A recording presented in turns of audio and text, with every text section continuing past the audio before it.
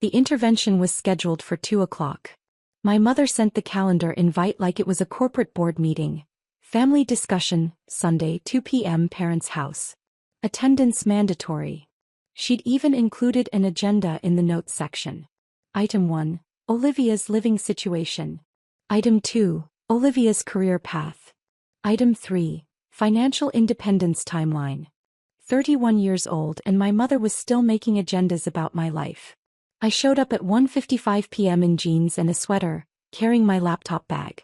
My car, a 7-year-old sedan, was parked at the curb, carefully positioned where everyone could see it. Not too nice. Not too new. Just the kind of car a struggling 30-something would drive. My brother's BMW was already in the driveway. My sister's Range Rover blocked half the street. There she is, Mom announced when I walked in, her voice that particular blend of love and disappointment she'd perfected over 3 decades. Olivia, honey, we're in the living room. The living room had been arranged like a tribunal. Mom and Dad on the sofa, positions of authority. My brother Derek on the armchair, already looking smug. My sister Amanda perched on the ottoman, sympathy oozing from every pore. The only seat left was the chair directly across from all of them, positioned so the afternoon sun would be in my eyes. Settle. Happy anniversary, I said, settling into my assigned seat. 35 years. That's really something. Thank you, sweetie. Mom folded her hands in her lap. We thought this was an appropriate day to discuss family matters. Taking stock of where we all are. Your mother and I have been talking, Dad said, using his principal's voice, the one that had terrified generations of high school students. And we're concerned. About me, I supplied. About your trajectory, he corrected. You're 31, Olivia. When your sister was 31, she was married with a career in pharmaceutical sales. When Derek was your age, he'd already made junior partner. Derek shifted in his seat, unable to hide his satisfaction. We're just worried, Liv. You've been drifting. Drifting, I repeated. You're still renting, Amanda added gently. That studio apartment downtown. So small, Liv. And at your age. At my age, I should own property, I finished. Like you both do. Exactly. Mom leaned forward. And your job? Olivia, administrative work is fine, but it's not a career. There's no growth there, no retirement plan. I smiled. You're right. Administrative work doesn't typically come with substantial retirement benefits. Which is why we've made some decisions, Dad announced. Tough love decisions, but necessary ones. Here it came. We're cutting off your allowance, Mom said. The $500 a month we've been giving you since college. It's time you stood on your own 2 feet completely. $500. They'd been sending me $500 a month for almost a decade, and I'd been depositing every check into an account I never touched. The balance was currently sitting at around $62,000, earning minimal interest. I'd been making my own money since I was 23. We're also, Dad continued, encouraging you to consider going back to school. Get your MBA. We've researched programs. We'll pay for it, Mom interrupted. But you have to commit, Olivia. No more of this floating around from job to job. I've had the same position for 4 years, I pointed out. As an administrative assistant, Derek said. Liv, that's entry-level work. I could probably get you an interview at my firm. Nothing fancy, maybe paralegal assistant, but it's a foot in the door. I appreciate that. And I've talked to my husband, Amanda said. His company is looking for event coordinators. It's part-time, but it pays better than what you're probably making now. How much do you think I make? I asked curiously. They exchanged glances. 35,000? Mom guessed. Maybe 40? I nodded slowly. Interesting. The point is, Dad said firmly, change needs to happen. Today. We want you to commit to a plan. Either business school or one of the job opportunities your siblings are offering, or, he paused. We need to see forward momentum, Olivia. We can't keep watching you struggle. I'm not struggling. Sweetheart, you're 31 and renting a studio apartment, Mom said. You drive a car from 2018. You shop at Target. Last Christmas you gave us homemade gifts. Because I thought you'd appreciate them. We did. They were lovely. But Olivia, they were homemade because you couldn't afford anything else. Mom's eyes were actually tearing up. We're not trying to be cruel. We're trying to help you before it's too late. Too late for what? For success, Derek said. For building something. For having the kind of life the rest of us have worked for. I looked at him, his designer suit, his Rolex, his carefully maintained appearance of success. Derek was good at his job. Junior partner at 33 was impressive. His income was probably around $250,000 a year. I'd made that much in capital gains last month. I want to show you all something, I said, opening my laptop. Since we're talking about finances and success and forward momentum. Olivia, we're not here to look at your resume, Dad started. Not my resume. Your portfolio. The room went quiet. I pulled up the first document, Dad's retirement account statement from Pinnacle Investment Group. Dad, you've been with Pinnacle for what, 15 years? 17, he said slowly. How do you have access to my... Look at the fund manager name. He leaned forward, squinting at the screen. His face went pale. That says Olivia Turner. It does. There must be another Olivia Turner. There isn't. I pulled up another document. Mom's 403B from the hospital. Also managed by Olivia Turner. Would you like to see the signature? I zoomed in on the authorization forms from 3 years ago. My signature clear as day. Mom's hand went to her mouth. Derek. I turned the laptop toward my brother. Pull up your investment portfolio. The one Amanda's husband set up for you. Go ahead, check the fund manager. He fumbled with his phone, his fingers shaking slightly. The color drained from his face. This doesn't make sense. Amanda, yours too. The college funds for the kids. Also me. My sister looked like she might faint.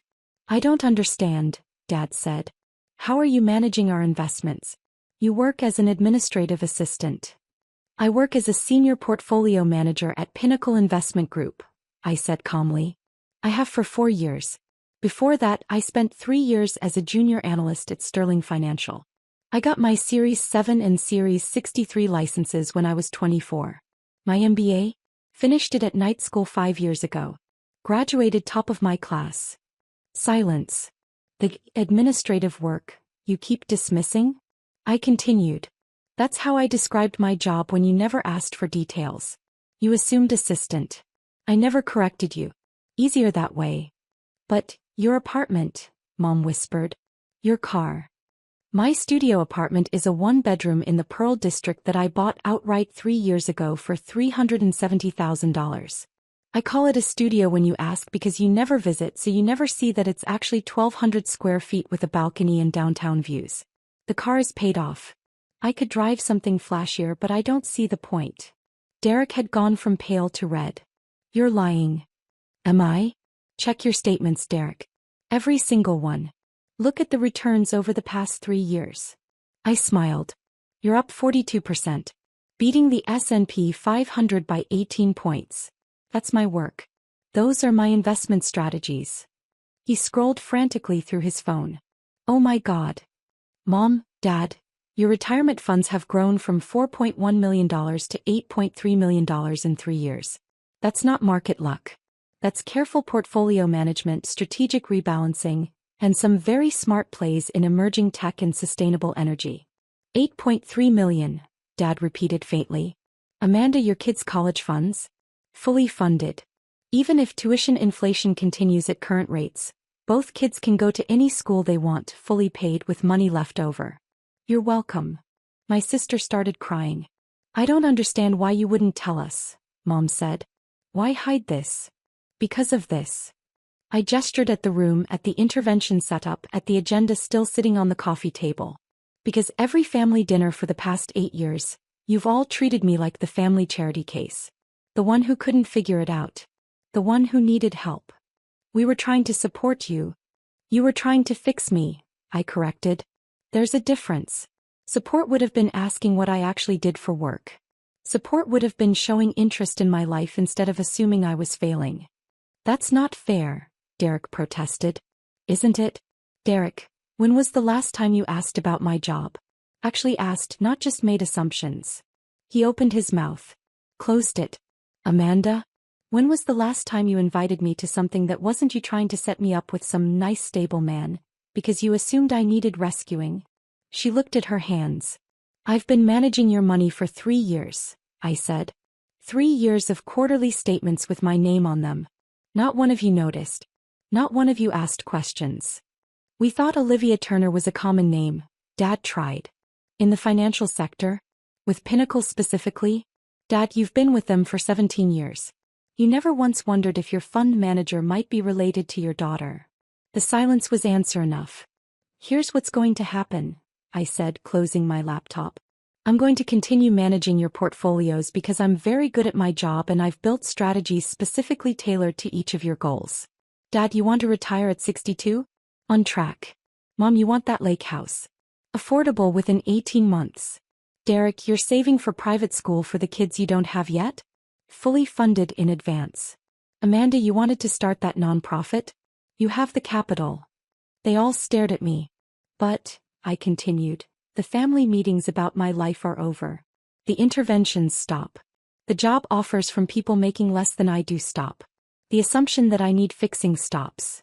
Olivia, Mom started. I'm not angry, I said, and I meant it. I'm really not. I understand why you made assumptions. I dressed down at family events. I never talked about work in detail. I let you think what you wanted to think because it was easier than dealing with expectations.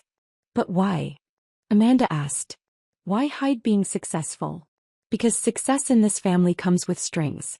Derek, you made junior partner and Dad immediately started planning your trajectory to senior partner, didn't he? Amanda, you got your pharmaceutical job and Mom started introducing you as my daughter, the sales director, even though you were just a rep for the first 3 years. They both nodded slowly. I wanted to build something without the family commentary. Without Dad's advice that I didn't ask for or Mom's networking events or Derek's competition. I wanted to know that I earned what I built. And you did, Dad said quietly. You really did. 8.3 million, Mom repeated like she couldn't quite believe it. In 3 years. You had a solid foundation. I just optimized it. Moved you out of some underperforming mutual funds, diversified the tech holdings, invested in some companies before they went public. Standard stuff. Standard, Derek muttered. She says it's standard. For a senior portfolio manager? It is. I stood up, slinging my laptop bag over my shoulder. I need to go. I have a client call at 4. A company CEO who's restructuring his retirement plan. After that, I'm reviewing some prospectuses for potential IPO investments. On a Sunday? Mom asked. Markets don't care what day it is. I headed for the door, then paused. Oh, and about cutting off my allowance? Keep it. I set up a direct deposit to an animal shelter 3 years ago. They get $500 a month in your names. You're sponsoring a dog kennel. The shelter sends very nice thank you cards.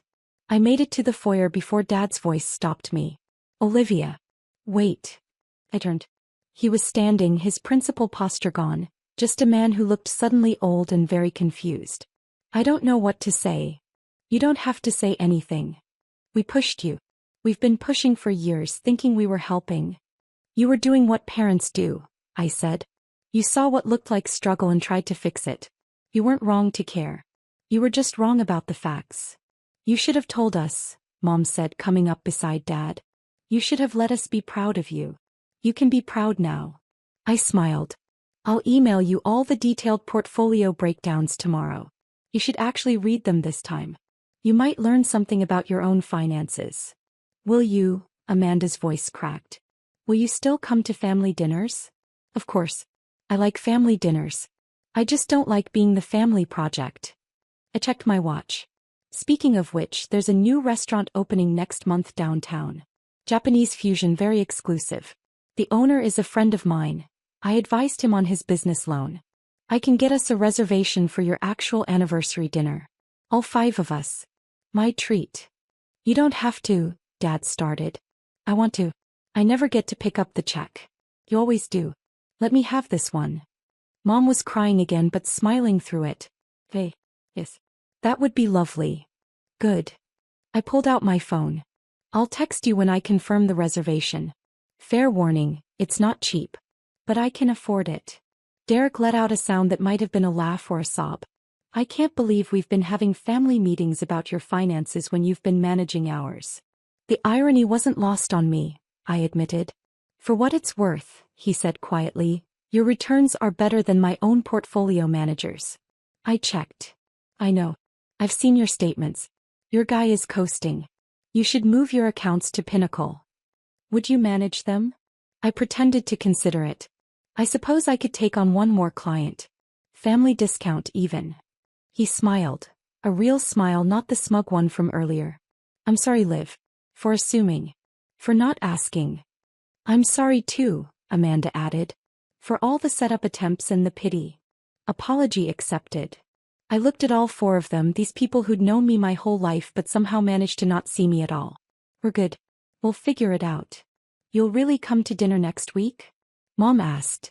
Regular dinner, no agenda? No agenda, I confirmed. Just family. I left them standing in the foyer, still processing. As I walked to my very ordinary car, I could see Derek through the window, still scrolling through his investment statements. Amanda was hugging Mom. Dad was sitting down heavily on the stairs. My phone buzzed with a message from my boss at Pinnacle. Johnson family meeting tomorrow. They want you specifically for their portfolio. Your reputation is spreading. I smiled and started the car. 31 years old. Senior portfolio manager.